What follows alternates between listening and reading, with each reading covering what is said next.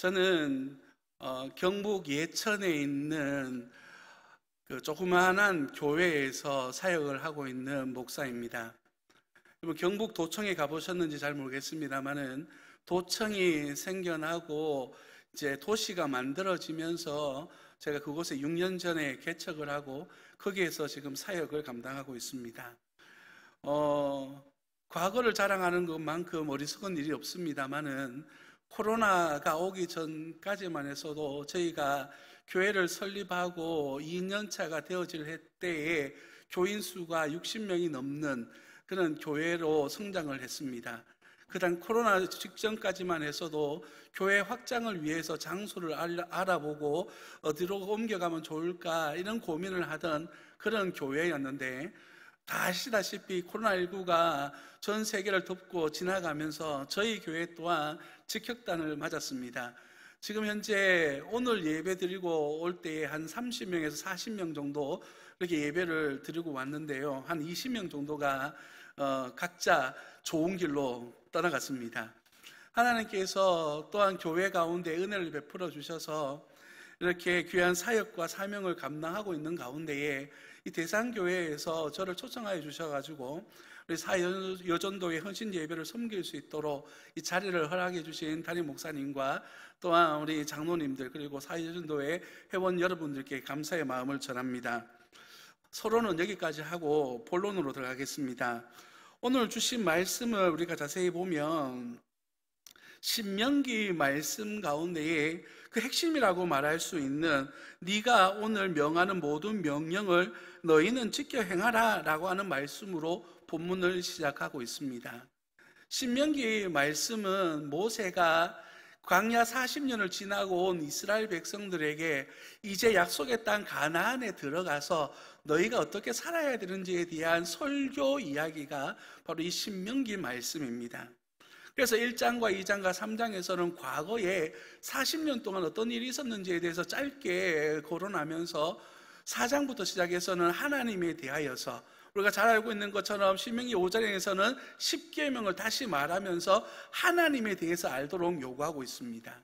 그리고 7장으로 넘어가고 8장으로 넘어가면 약속의 땅 가나안에서 그들 백성들과 섞여 살지 말고, 또한 7장에서 보면 너희가 점령하게 될 때에 급하게 점령하지 말고 천천히 점령해서 너희가 살 수 있는 공간으로서의 그 가나안 땅을 점령해 나아가라 라고 하는 말씀을 전하여 주셨습니다.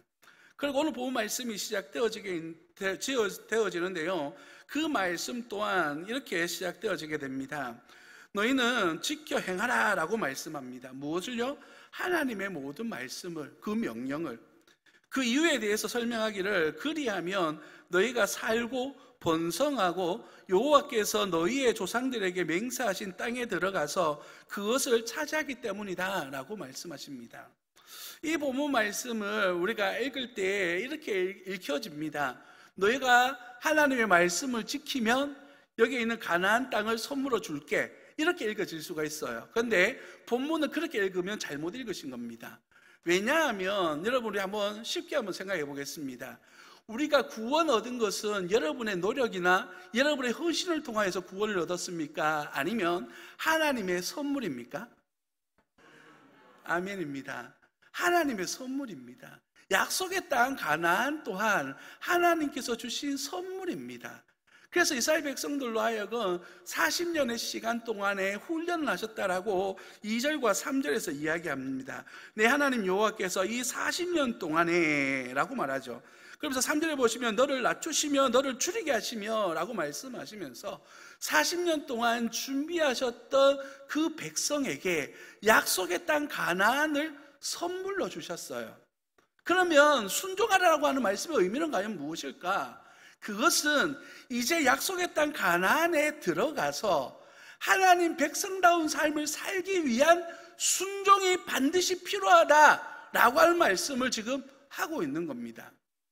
여러분, 우리가 예수 그리스도로 말미암아서 구원받은 하나님의 백성입니다.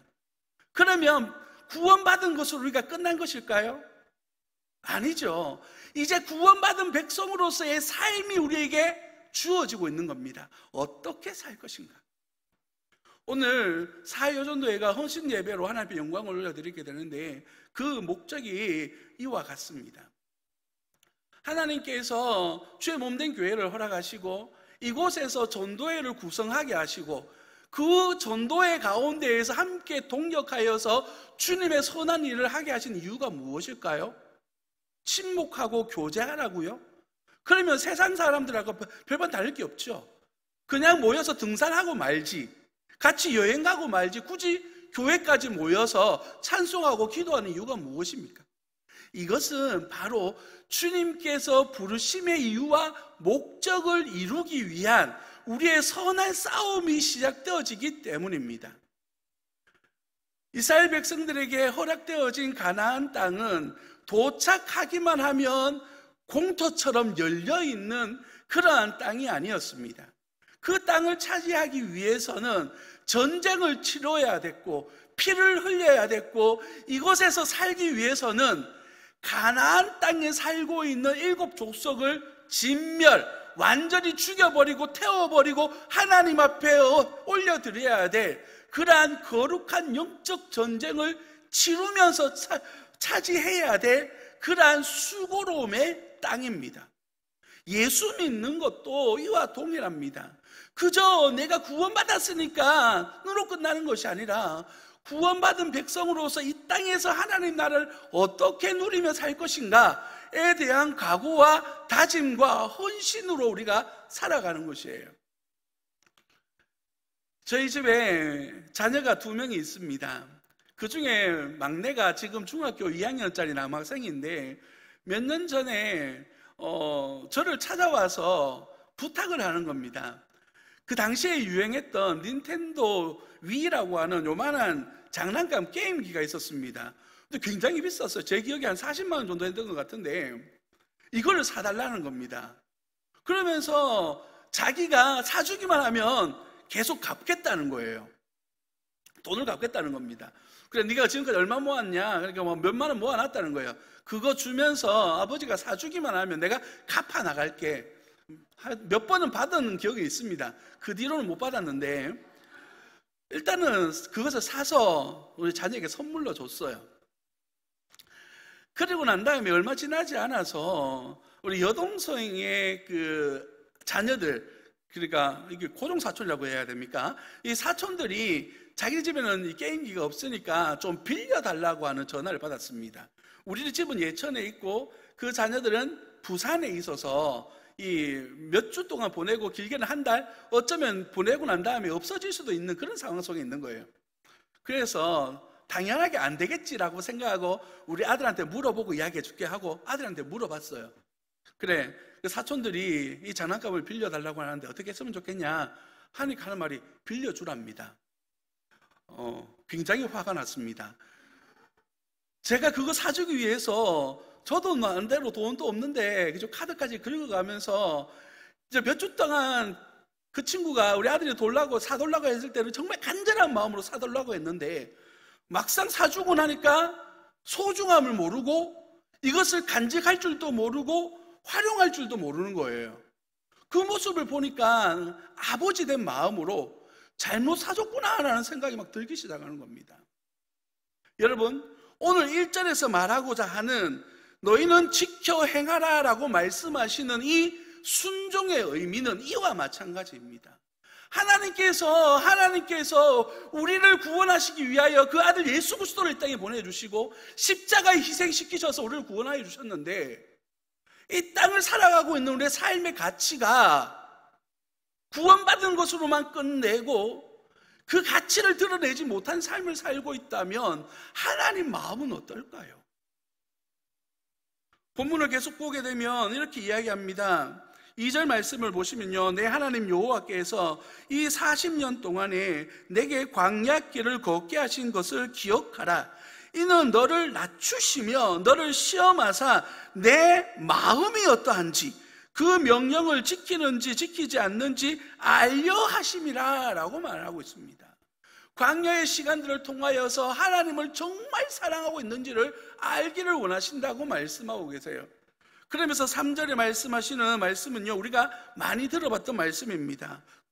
너를 낮추시며 너를 줄이게 하시며 또 너를 알지 못하며 내 조상들도 알지 못하던 만나를 내게 먹이신 것은 사람이 떡으로만 사는 것이 아니요 여호와의 입에서 나오는 모든 말씀으로 사는 줄을 내게 알게 하려 하심이라 라고 말씀하고 있습니다.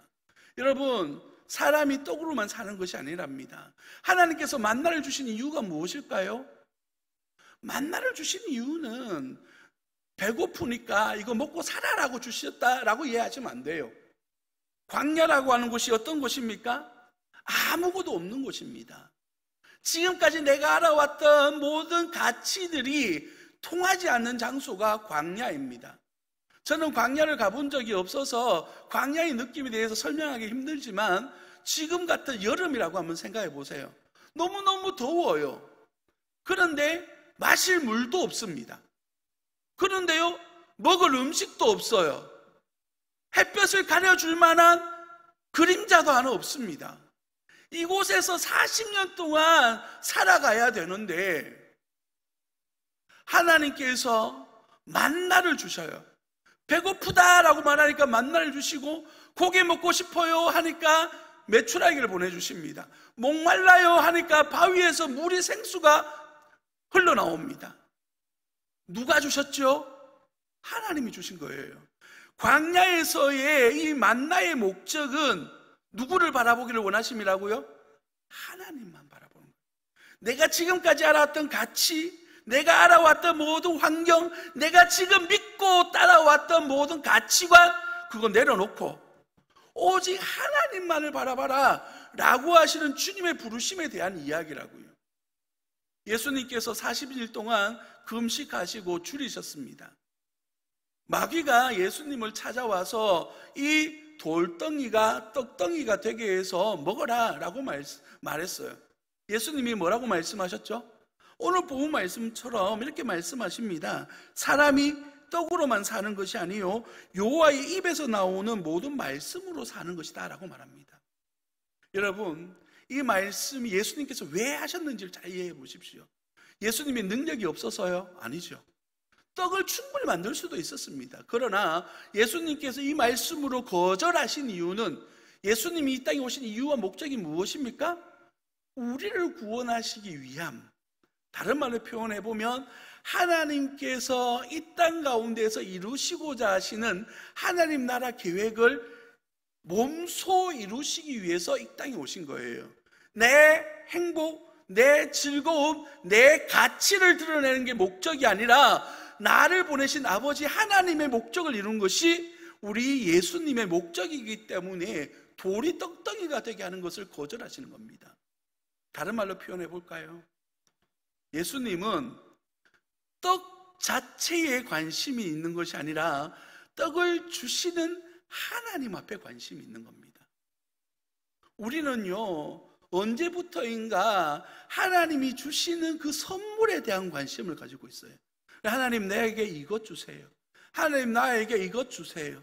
하나님, 내 이거 해주시면 내가 어떻게 살아볼게요. 이렇게 기도하기 시작해요.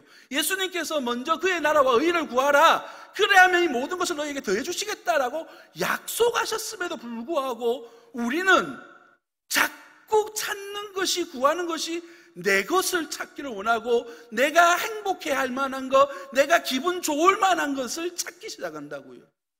그 손에 들려진 선물만을 기대하는 겁니다. 오늘 이 본문 말씀에서 우리에게 말하고자 하는, 먼저 우리 주님께서 말씀하시고자 하는 이 떡, 하나님 나라의 떡은 바로 하나님의 손에 들려진 그 선물을 기대하는 것이 아니라 하나님을 의지하고 그분을 다 바라보는 믿음을 이야기하는 겁니다. 우리 사회여전도의 회원 여러분 몸된 교회에서 얼마나 많은 일들로 섬기시고 헌신하고 계십니까?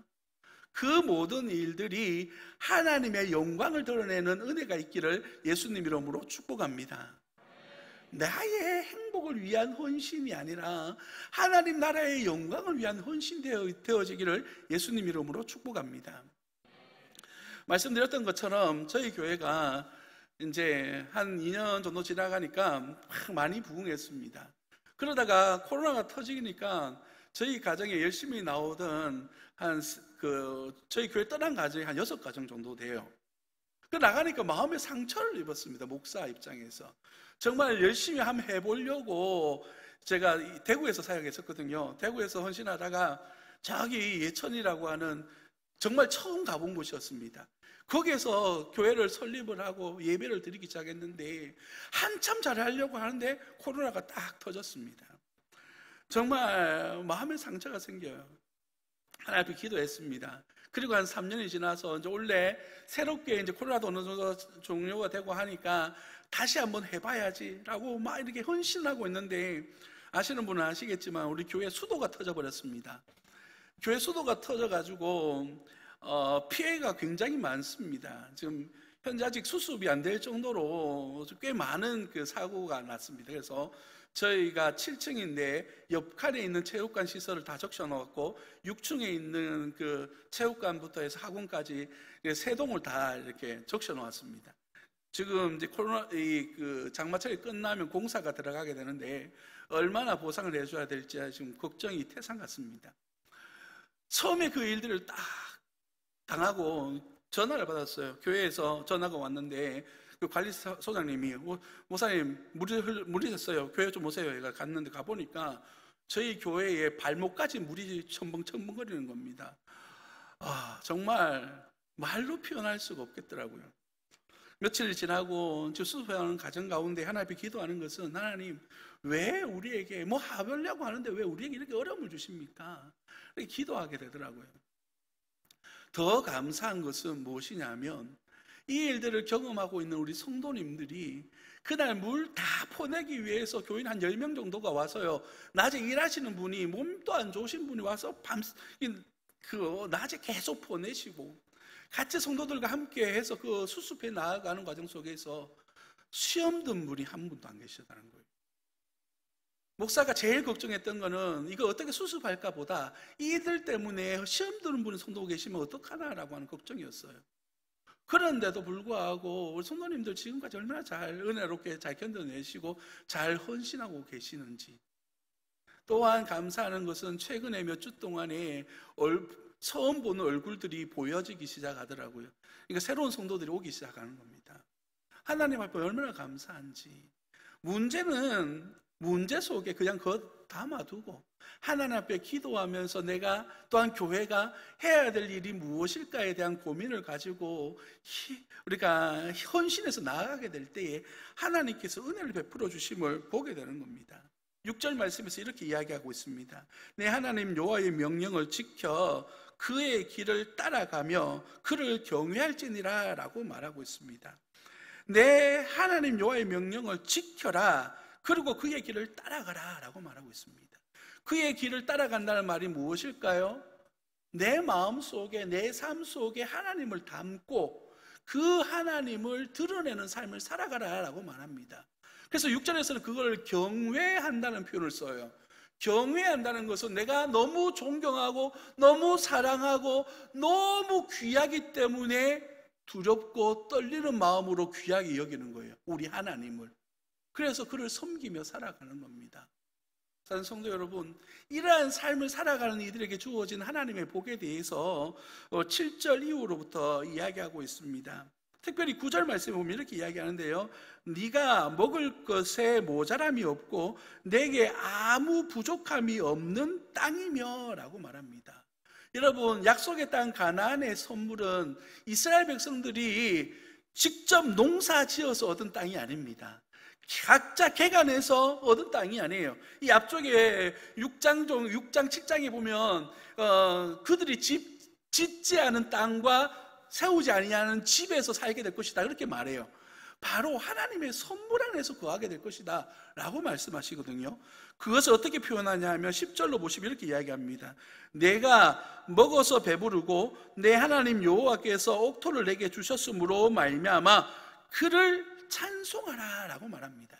이 찬송하라는 단어를 찾아보니까 어떻게 표현되어지냐면 감사하다라고 하는 표현과 동일한 표현이에요. 그래서 찬송하라라는 말과 감사하다는 말이 표현이 똑같아요.